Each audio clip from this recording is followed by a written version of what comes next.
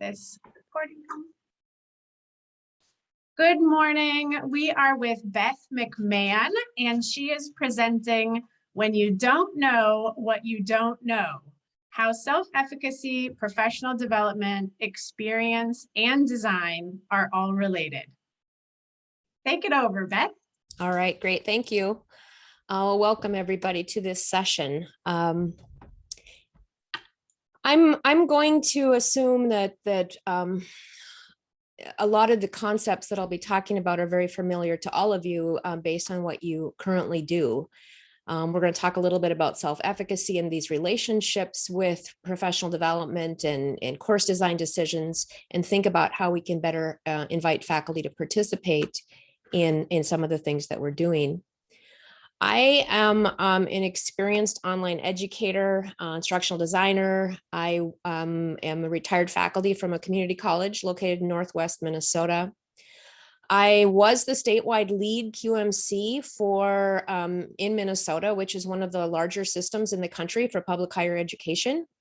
And I did work with course review efforts and faculty development efforts within that system. And that work gave me a unique perspective, I think, into the faculty that I was working with from multiple institutions as they were designing their courses and going to faculty development and so on. And one of the things that I noticed was that faculty often would submit courses into an official review cycle, putting their best foot forward. And the courses weren't necessarily as well designed as they might think. And that always was a surprise to me. And the other thing I noticed often was that faculty, sometimes you'd offer different types of faculty development, and I'd hear complaints from the different institutions I was working with were like, faculty just don't come to stuff.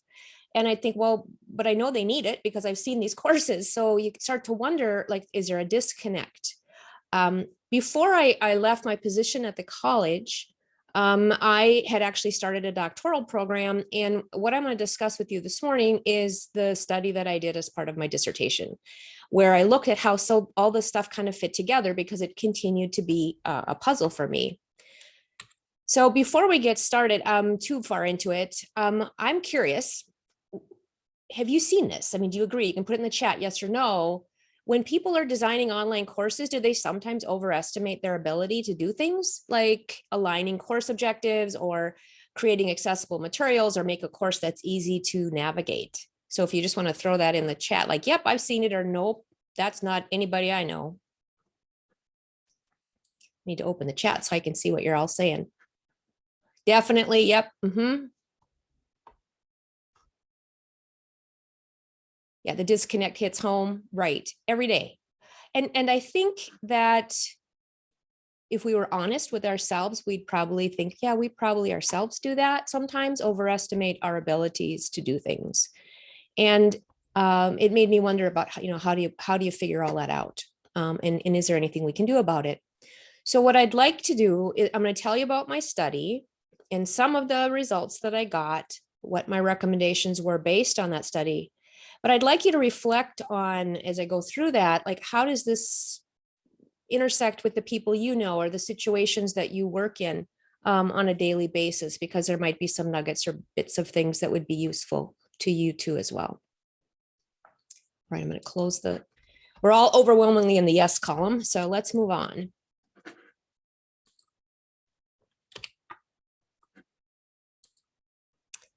So, like I said, I've been, working in higher ed for a long time, and I've noticed that faculty sometimes don't have the requisite skills or knowledge to design effective online courses, and it often through no fault of their own, they just maybe haven't had the support or opportunities available to really prepare them.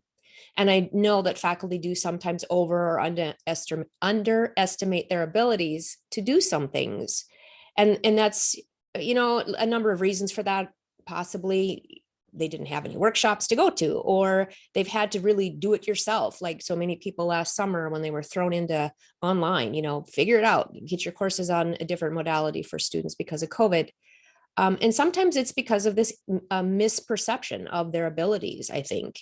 And all of this really matters because student learning and satisfaction is impacted negatively when they are subjected to poorly designed courses.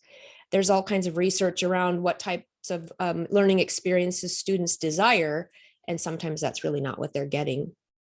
And another, piece to think about is the fact that institutions often have somewhat limited resources, and that's becoming even more prevalent, to provide supports for their faculty or professional development for their faculty. And so what I was trying to figure out is there any relationship between some things that a person could leverage to do a better job? And so when I started, I was, in my head trying to picture like, how do these things fit together? And I created this little diagram, was my initial attempt to visualize how this stuff might be related. I was thinking, well, their teaching experience, their professional development and where they are and those sorts of things must, impact their efficacy. That's their confidence. And then that's going to impact their course design. I found out they weren't related quite in that way. And I'll show you a different diagram a little further along that was more accurate. But this is what I was starting to try and think, how does it fit together? And so my big question is listed there on the slide. What are the relationships among all these things? That I just wanted to see how they're connected. And then I have also had a number of other questions that we'll talk about in a minute. So to provide some background for you, in case it's an unfamiliar term, online teaching self-efficacy is the beliefs and a person has about themselves related to their ability to do things. So in this case for online, it's their ability to design courses that meet the needs of students. So your belief, I'm confident I can do this, is really what a lot of it is. So it's the belief in our professional knowledge and our skills and abilities and being able to do something effectively. And when you get into the online teaching piece, it's all of that stuff that's related to the online context in what people are being asked to do. And different researchers have talked about that confidence and self-efficacy appear to be, the precursors to advancing your knowledge and skills, and that people who have more professional development supports are more likely to report higher self-efficacy or higher confidence. Professional development, we know what that means. It's that faculty development related to online teaching. And the key here is, a lot of researchers talk about you need to design them in such a way that it meets the desires of faculty. The topics and delivery formats should be designed based on what faculty say they need, providing choice for them. That's what a lot of the research says. The piece that was puzzling to me was, well, but what if they're not choosing the right things? I mean, what if they're choosing things that are of interest to them, shiny new things, but not maybe some of the foundational things? And the other big variable was effective online course design practices. And there have been a number of studies that look at, what are the pieces and parts that should be part of an effective online course? What are those design components? I mean, that's what Quality Matters is built on. Like, what are these effective design practices? Those quality practices. And I chose to use the term effective practices for this because it seemed more inclusive of describing a lot of the different things that happen. But this is one of my favorite quotes that I came across as I was reading the literature. In spite of whatever term we decide to use, quality makes a difference. So this quote is, building a course without quality standards is like building a house without safety and building codes. Such construction would leave the homes in the online courses a jumble of ad hoc choices, lacking potentially important elements, and high quality courses are more likely to maximize user satisfaction and encourage better outcomes. And I think, we'd all 100% agree with that statement, that it really makes a difference, the decisions that are made. And that particular researcher with that quote had done a study and looked at all of these, a lot of different quality rubrics that are out there, including Quality Matters, and found that they all contain some common elements. And so I really tried to focus on these types of elements with the work that I was doing. So it's things like measurable objectives and intuitive navigation, good technology, learner interaction. I have to look over at my bigger slide to read over here. Communication, assessment rubrics, alignment, and so on. That sounds like the Quality Matters rubric, right? I mean, if those of you that are familiar with the standards will read that list and go, oh, yep, that's standard this, standard that, and so on. So these are some common elements that are found and things that should be in these courses. One other quick thing I'll mention that I'd like you to be thinking about is that self-efficacy term that I mentioned. Again, it's your beliefs and your abilities to produce certain effects. There are 5 influences on what creates self-efficacy. One of them is mastery experiences. In other words, when we are successful with something, we believe we'll continue to be successful in other things like that. Or if we're less successful, we'll be thinking we may be less successful. So that mastery experiences builds stronger self-efficacy. Vicarious experiences is where if you see someone similar to yourself doing something successfully, you're likely to think you could do it too. Being a verbal or social persuasion is you can do it. I mean, someone who's a peer or someone saying you have what it takes, you can do this. Being able to manage, accurately perceive and interpret stress reactions to things is another influencer. And then even visualizing success, picturing yourself doing something. And a lot of what we do working with faculty is in these realms of especially the first 3, where we're asking them to do something. You can do this. So think about those influences as we talk about some of these findings. Okay, so about this study, the data collection, I actually did a study that had 2 parts. It's a big study, and I'm only going to tell you part of the information. But it was a quantitative, correlational, sequential, explanatory study. And I did a phase 1 questionnaire, which was a big, long questionnaire that went out to the higher education online faculty in this big system in Minnesota. And I also had a phase 2, which was a course evaluation, a mini review, if you will. And I'll tell you about how that was set up. So 2 instruments, 104 people did the questionnaire, 6 course reviews. It was multiple institutions from across this system. And this happened last July is when it started. So right in the thick of COVID landing, and then finished it up in October. The questionnaire was made up of a series of demographic items, what kind of institution and age and gender and all that stuff. There was another piece that was this online teaching self-efficacy inventory, or it's called the OTSEI, which was created by a researcher named Dr. Stephen Goslin. And it had just a series of competencies that an online faculty member should possess. And then the last part of it was questions about effective course design, like, are you doing these things in your course, basically? And the effective online course design was based on the Quality Matters Higher Education rubric standards. I also used Quality Matters for that second phase, course review, where basically used the essential standards out of the Quality Matters rubric. I had written permission to use the rubric in this manner for this study. So like I said, this all kind of started right in the thick of the pandemic. And so before we get any further along, right when I was going to send out the questionnaire is when everything shut down and life changed for everybody. But I recognized that I had an opportunity then to really fold in these people who were pushed to be online quickly.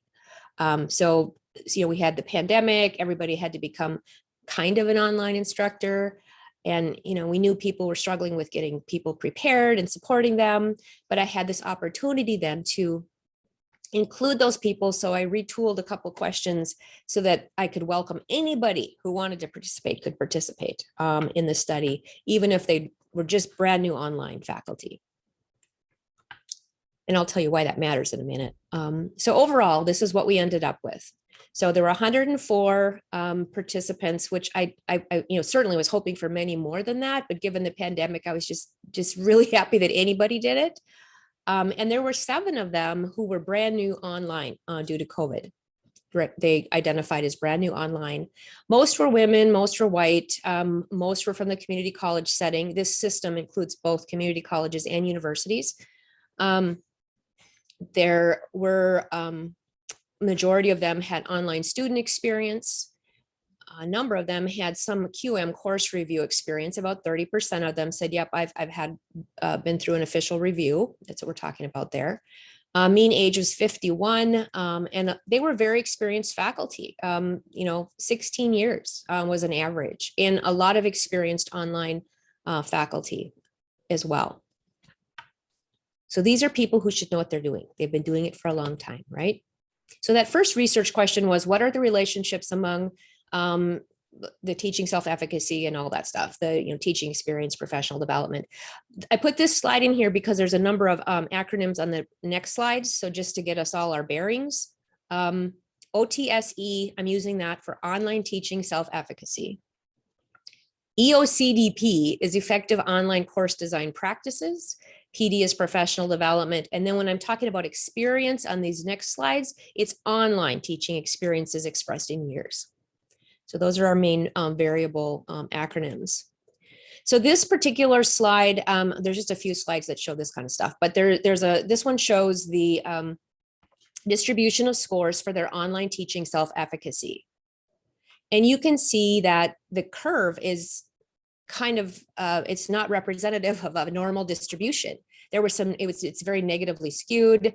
It's not a normal distribution. What this means is, and you can see the little orange line on there, the orange line indicates the possible high score. So you can see a number of them were completely confident. They scored themselves as high as you could. And in general, they were all quite confident. There were a few real low scores over there on the left, but in general, they are just really hanging over there on the, we're confident, in all of these things and what we're doing. So that's the online teaching self-efficacy one. This one, the next one that just popped up, is the effectiveness of online course design. This one's even more shifted to the side. Also very non-normal distribution. Orange line represents the highest possible score. 11% of them gave themselves the highest possible score for implementation of effective online course design practices. And a bunch of them are close to the highest score. So they were generally saying, we do all this. Yep, I'm doing all of these things in my courses. So because the distributions were non-normal, the types of analysis that could be done used all non-parametric tests for those of you that are interested in that sort of thing. I see the chat popped up with a couple things. I'm going to stop for a second and just check. And all right. Perfect. All right. So that's what kind of it showed. So I started doing some comparisons and my slide won't advance. I'm not sure what's happened. There we go. Okay, so when you're comparing those two distributions, then you're comparing those two variables, I found that there was a statistically significant, strong positive correlation between their efficacy level and what they said about their effective online course design practices implementation. So you can see this line shows that what it means is as one is higher, the other one's higher too. So they just climb together. You're really confident, you're more likely to say, I'm doing all this stuff. Okay, that's kind of what that means. And I compared a number of other things as well. So there was also a similar statistically significant strong correlation between their online teaching self-efficacy and the years of online teaching, and the years or the hours of professional development they completed. Similarly, for the effective online course design practices, as that goes up, it correlates to the years of online teaching or the hours of professional development. And I don't know that that's necessarily surprising, but that's kind of what it did show. I did document that those things are related. I also looked at like what levels of online teaching self-efficacy do they say they have. And the online teaching self-efficacy inventory itself is divided into 5 parts. And that's in the white on the screen. So course content migration is one part, course alignment of objectives is another part, web-based course structure, and so on. These are listed in from highest scores to lowest scores. So in general, people scored themselves the highest on course content migration. Yeah, I can put all my content online, I'm doing fine. Online alignment of objectives and so on. Yep, doing great there too. Their confidence was high. And the lowest area was the selection of technological resources. That one, was the lowest score. And that to me was a bit surprising because you'd think, well, geez, they would want to do that. But I think there's an issue with the instrument on that particular item. But in general, the scores were really high. Now, what just popped on the screen is the online teaching self-efficacy scores for those 7 new online pandemic people, the faculty that got shoved in. And you can see they also have a non-normal distribution. They also have scores that are very high. These are faculty, some of whom were brand new faculty, brand new to higher ed faculty, who say, I'm very confident in doing all these things in my courses. So their score distribution really wasn't different than the rest of them. And that was true across the 5 parts as well. Research questions 3 and 4 looked at the different demographic impacts on online teaching, self-efficacy, and effective design practices. And this is really what it boiled down to overall. So in the chart here, these were the relationships that were statistically significant. So the chart shows the characteristic is on the left, then OTSE and EOCDP. So for online teaching experiences, these were all divided into 2 groups. So here for the group is it's less than 5 years or more than 5 years of teaching experience. That's the group, 2 groups. And that had a relationship to an intermediate effect size on their effective online design practices. So teaching experience matters to the extent that people are going to implement things. Online learner experience also had a relationship to the effective online design practices. Course review experience had a relationship to both confidence and implementation of practices. And then the hours of professional development also had an impact on both OTSE and EOCDP. So these things are all related to those 2 big variables in some way. I also took a look at what kind of supports were available to the different participants.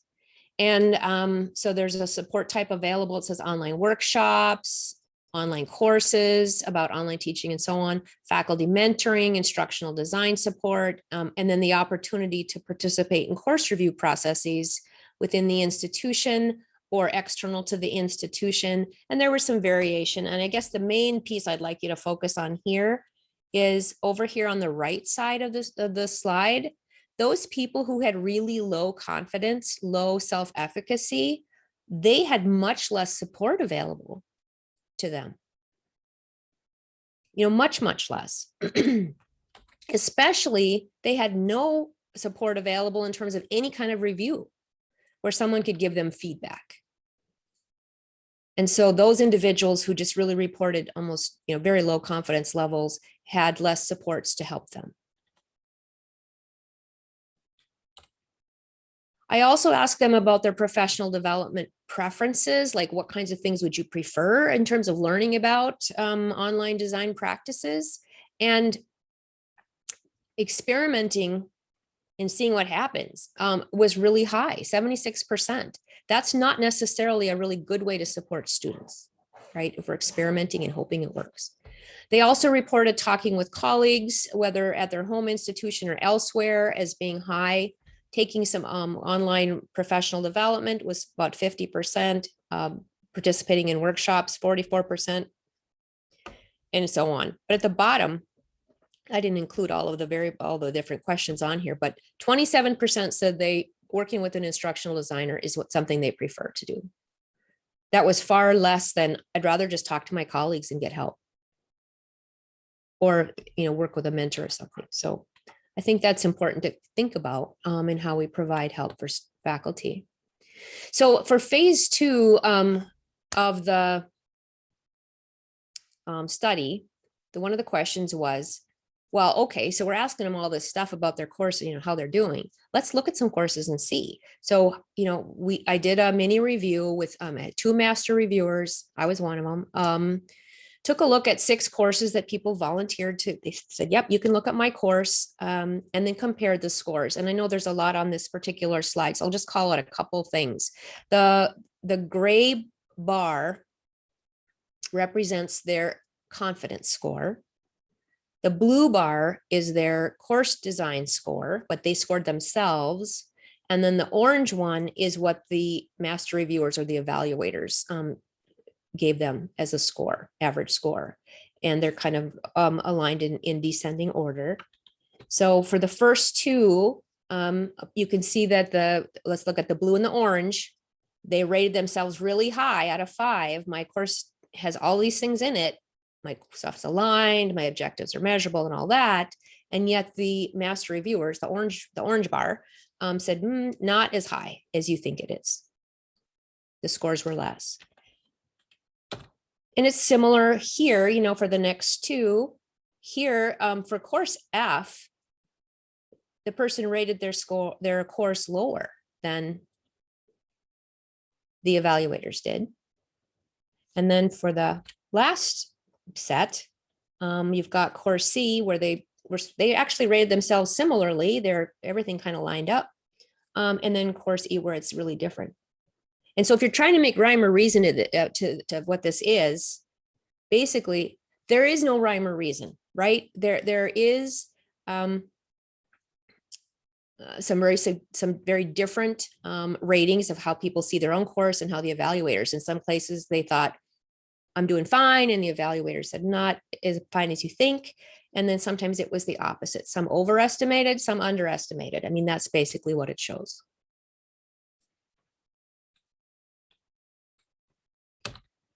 And so there were inconsistencies in their self-assessed design pieces. There were also that showed in the various questions as well. So where there were the biggest differences, the largest gaps between scores, blue being the course creator and orange the evaluator. Over on the left, it tells you what you can't see on the right because the writing is small, but it's the alignment of objectives, assessments, and so on. Big score difference there.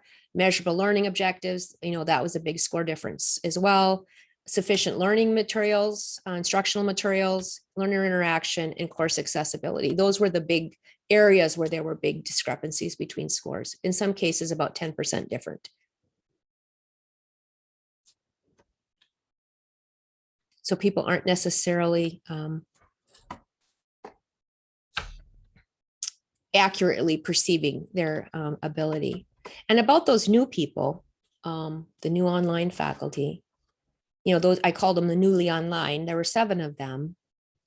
And some of them had higher efficacy scores than the lowest of the people who'd been teaching for a long time.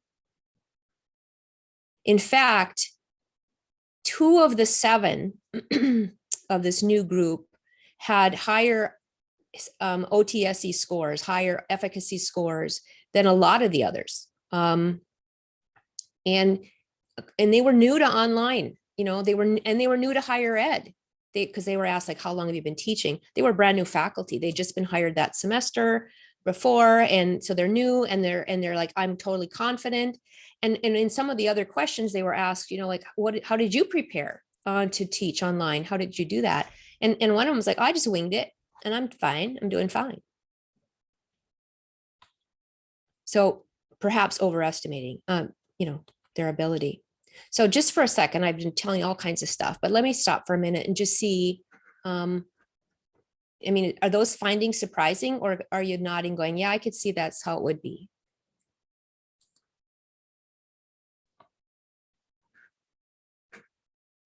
Armchair psychologists.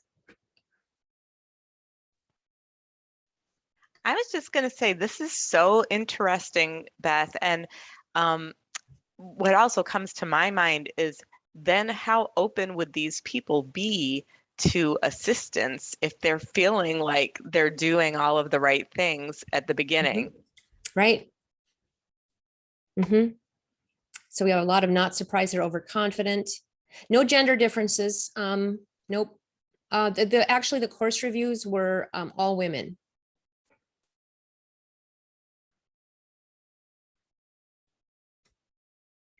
And Melissa's saying maybe people with healthy humility might listen better. That might be true. I was surprised actually at a few of the ones with really low self-efficacy, because, I worked in this system. I actually knew a few of the people because they, as they would submit their course to potentially be reviewed, they'd put their name, like, oh, she should be, and some of the people that had gone through lots of professional development were not confident, and other people were confident that hadn't done any. It was just like, there's no rhyme or reason. So no, the ideas changed after the semester. This particular study asked them to look back at a course they had designed at some point previously. So for most of them, it wasn't a COVID related course, just except those new people, but it would be interesting to talk to the new people again, that's for sure. The ones who do well think they're doing poorly. The ones who are not meeting objectives think they're killing it. Exactly. All right. So we've seen this, right? And so I had seen it. That's why I was so puzzled about all of it and why I wanted to study it. But here's kind of what I came away with then. I'll finish up the slides here, and then we can discuss a bit more. So what I found in terms of how things are related, I redid my little diagram, looking at how things are related. And, I found that, professional development had an impact on both the confidence and the design practices that they said they had. Peer review also had some type of impact, less so on online teaching efficacy, but still some impact. But online teaching experience and online learner experiences had impact on design practices overall. I mean, that had impacted that much more so than the online teaching self-efficacy. So let's just talk just a teeny bit more about what that is. So, interestingly, like I said, in this study, there were people who had high self-efficacy and very little online teaching experience or limited professional development. And there was a significant difference in the scores where you saw a difference. Once people had more than 20 hours of professional development, that's where you started to see differences. But there were people who had almost none and still had high self-efficacy, but generally once they had more than 20, you saw then they were more confident. The takeaway, I think, is completion of a greater number of professional development or having more online teaching experience, that was certainly correlated to having higher online teaching self-efficacy, but it wasn't consistent. Not for everybody. And it goes back to what we were just having that discussion about. Some people overestimate or underestimate their abilities. And the piece here is that also means they're over or underestimating their ability to accurately self-appraise their competence, say the right word, competence. And what a person is really hoping is that overlap between confidence and competence is big, because you can be really incompetent but really confident. That doesn't do us any good. Or we could be really low confidence but really be quite competent. And there were a few in that boat in the participants. You could see it in how the courses were. So how do you make that piece in the middle get a little bit bigger, is the piece. One of the other, some of the variables that made a difference for higher self-efficacy were participation in QM reviews. If they'd had that experience, that made a difference. And if you think about, one of the influences on self-efficacy, what will improve your self-efficacy, is mastery experiences. And, a QM review totally is going to help drive that mastery experience. You've got somebody giving you the information and the feedback on how to make your course better. You're certainly going to have more efficacy after that, because you've learned and you're doing it. So you've got some mastery experience there. So that totally makes sense. In terms of particular content area, their highest confidence was in course content migration, alignment of things, objectives, and so on, and how to create web-based course structures. Now, if you think about Those are the things we really expect from higher education faculty. I mean, those are foundational teaching skills that we expect them to have. And they're saying that's where they're really confident. And that's important to think about, because if that's where they're saying they're confident and they've got limited time and resources to spend on professional development, they're going to base their choices on where they feel they need it. They don't need it there because I'm confident. They may choose to forego professional development for things that are foundational, even though they might really need those things. So if they're not accurate in appraising their ability because of their confidence, they might skip stuff. So we got to figure out how to make that overlap a little bit bigger.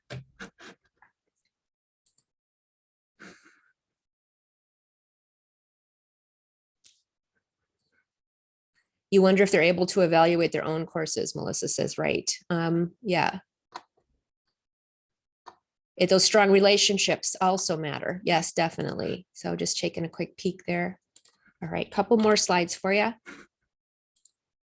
Maybe. There we go.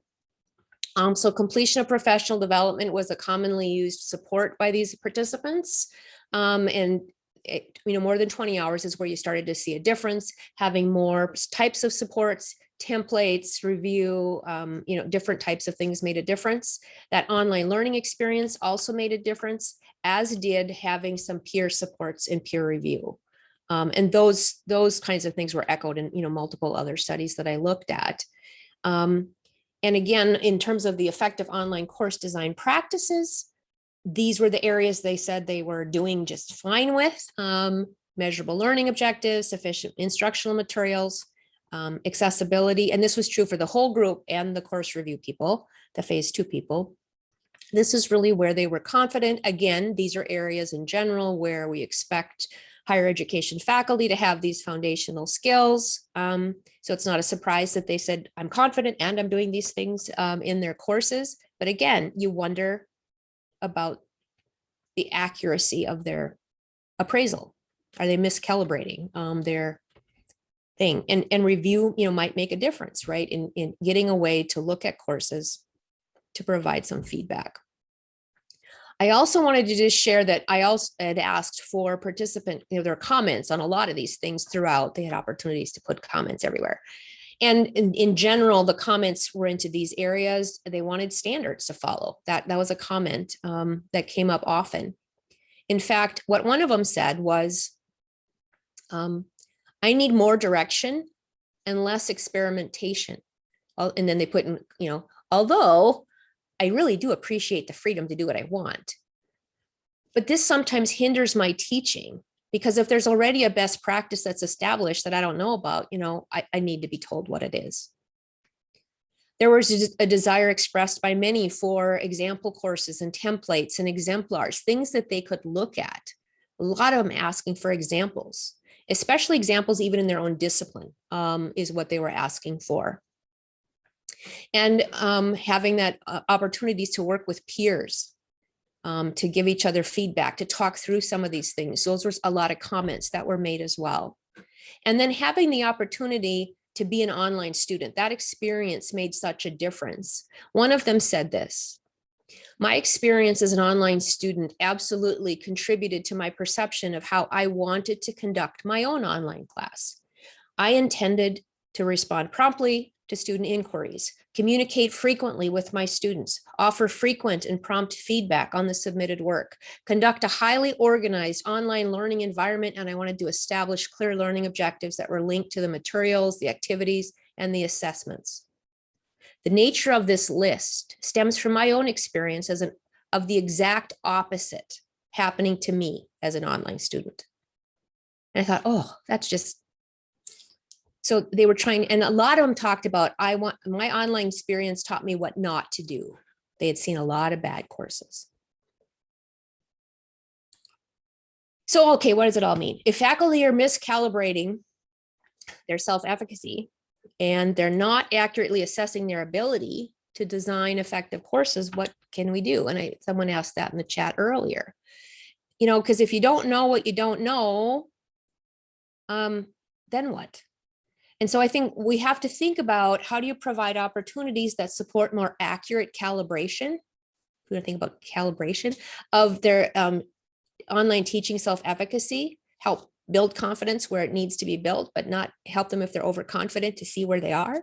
And, help to increase online teaching self-efficacy. We want people to be confident, because if they're not going to try new stuff. So there's a line there, but we're trying to figure out how to overlap that middle part where the overlap is to increase it. So I think a couple of things to consider are to, first of all, I had 3 recommendations on how this might tie together. You have to have a baseline. You have to have common quality assurance standards at the institutional level to use as a framework around which you build all this other stuff. You base your professional development on that, create templates based on that, some type of a self-assessment checklist thingy or something for faculty to use, coupled then with some type of peer review, internal or broader official reviews. But you have to have a baseline on which to build everything. And if you start coupling everything together around a common set of shared standards, people should start to calibrate a little more accurately. They'll be basing their conversations on common things. They'll be looking at common things. They'll be able to see better what they can and cannot do. There should be a required minimum professional development that provides opportunities for faculty to learn about those standards we just talked about, but that includes also an online delivery component. So they're actually becoming online students if they've not had that opportunity themselves. And then hopefully the online professional development is designed and delivered in such a way that you're providing exemplars for the faculty to see. They live it. They get good experiences upon which they want to base their own good experiences. Those might be some ways to build some additional, more accurate calibration. And then provide opportunities for faculty to engage in self-review and peer review of their online courses, both before and on an ongoing basis, so they can continue to calibrate and fine tune what they're doing. It's never a once and done kind of a thing, right? So provide opportunities for them to hear from their peers, to hear from each other, to give each other that support and advice, again, built on those common standards. You got to start back there. But that might help with that calibration of efficacy and competency that we're trying to do.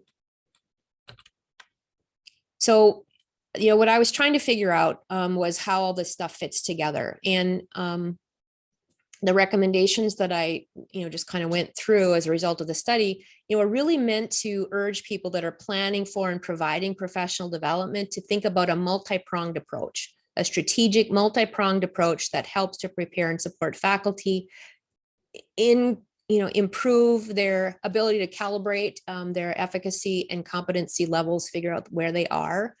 So leveraging those relationships to affect improvements in the online course design practices is what I was hoping to do. And I think collectively the recommendations together would do that. So this particular diagram, it just pulls in all of those pieces with a short descriptor.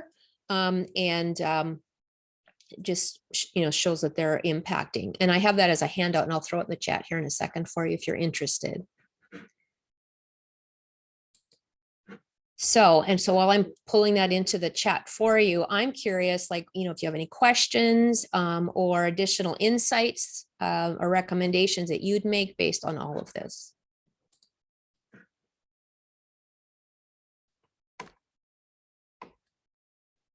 So yeah, asking with a recommendation 1, in order for people to accurately self-calibrate where they are, you have to have something on which to base it. You have to have a set of something, some kind of quality standards on which to base your efforts to help people calibrate and build competence. The results were shared with the faculty whose courses were reviewed and got a couple of thank you. They loved it things and a couple didn't respond. So I don't know. It was, it was COVID. Who knows what if they even had other things on their mind. Gender differences, no. And I expected there would be, and there really weren't. Not in any statistically significant manner.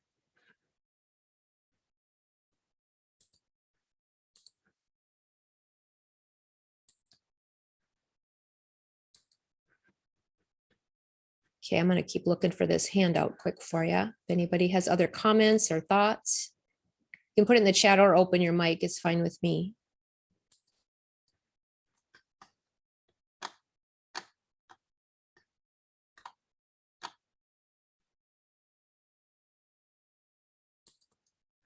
Oops, I'm opening the wrong file.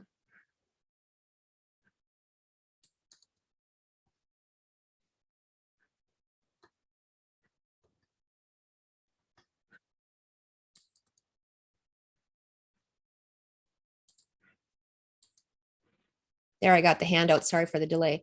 All right, let's see. Barbara's wondering about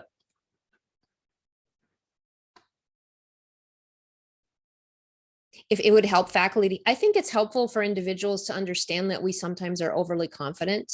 I think it does go back to, I think what Melissa said about humility. If we can, in a nice way, learn that we're off track.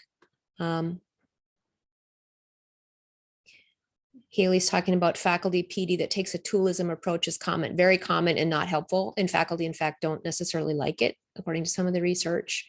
Yeah, you need to root it into some kind of pedagogical context for sure. Where to view? We didn't really ask about that. It was more, they just were talking about that they'd like some, right? They'd like to have opportunities to see things. And I know some institutions will create resource repositories for lots of exemplars and ways for faculty to look at different examples.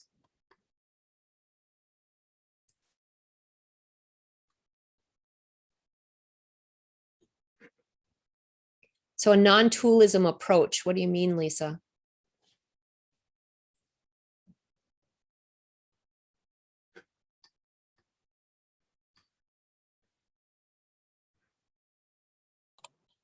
I'm just going to turn my mic on. So Yep. bringing in that pedagogical approach that, especially across disciplines, Mm-hmm.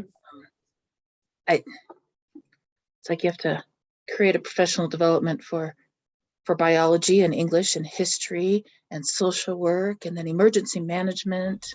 I don't know that it's that as much as, faculty, sometimes they'll be like, well, I want to learn about how to use XYZ tool in Canvas or D2L or whatever.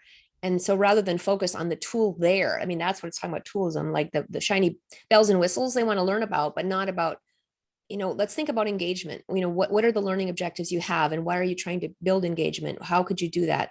Then you look for tools. You don't start with the tool, you start with the design piece. And I know faculty sometimes want to work within their discipline. Yeah, backwards design, Sasha says.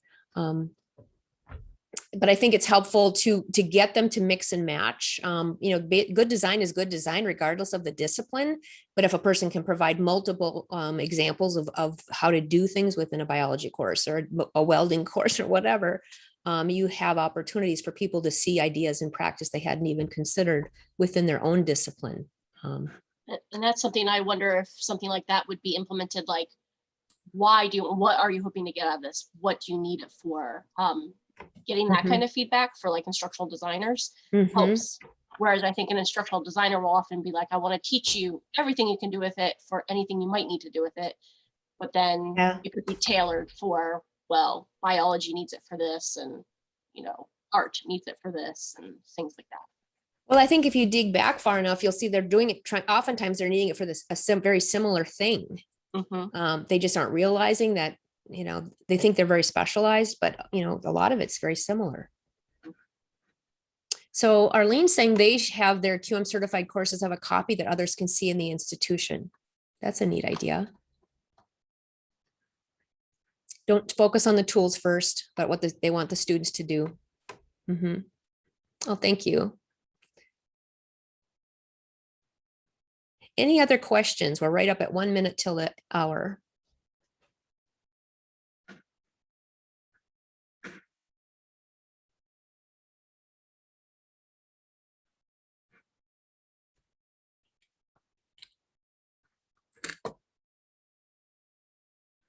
Yeah, helping them find a bridge from what they've been doing in the past. Yes. All right. So if you want to read more about the whole thing, it is a published study and it's on the slides. all the rest of the stuff. It was a lot of material that was gathered. They try to get to fancy too fast. I love that. That's awesome. Well, thank you all for your attention and good conversation. I hope you have a good rest of your conference day. Thank you so much for your presentation, Beth, and for everyone attending. Please make sure to fill out the survey. And if you want to continue conversations with Beth, likely she could be found in Gatherly with several of the rest of us. And I'll go ahead and stop our recording. And I'm going to be at the research colleagues table for the next hour. It was my shift, so that's where I'll be if anybody wants to continue conversation.